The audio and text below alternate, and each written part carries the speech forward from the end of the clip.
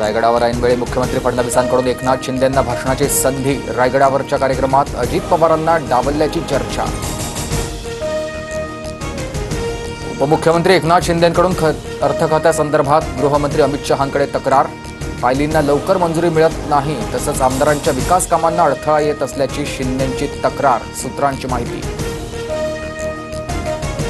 स्वतःला आलमगीर म्हणणाऱ्यांची कबर महाराष्ट्रातच. गृहमंत्री अमित शहांचं किल्ले रायगडावर वक्तव्य. तसंच औरंगजेबाचा महाराष्ट्रातच पराभव झाल्याचंही अमित शहांचं विधान.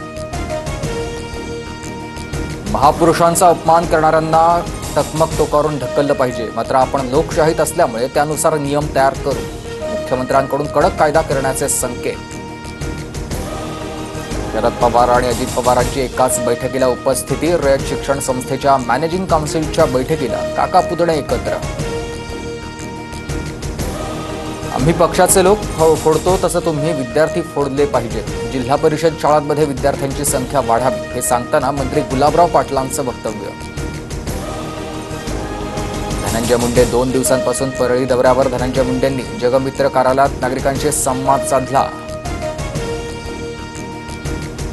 शक्तीपीठ महामार्गाविरोधामधील शेतकऱ्यांच्या हरकतींवर सुनावणी घ्या. सांगलीमध्ये शेतकरी कामगार पक्षाची मागणी. एकूण 12 जिल्ह्यातील शेतकऱ्यांच्या शक्तीपीठ महामार्गाविरोधात हरकती.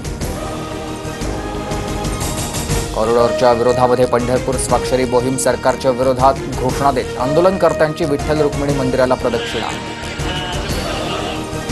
अकोला मंगळुरू पीर तर रस्त्यावर विटांचा ट्रक दुचाकीवर उलटला. ट्रक खाली दबून 5 जणांचा मृत्यू झाल्याची माहिती. दगडपारवा गावाजवळील दुर्घटनेत 2 जण जखमी.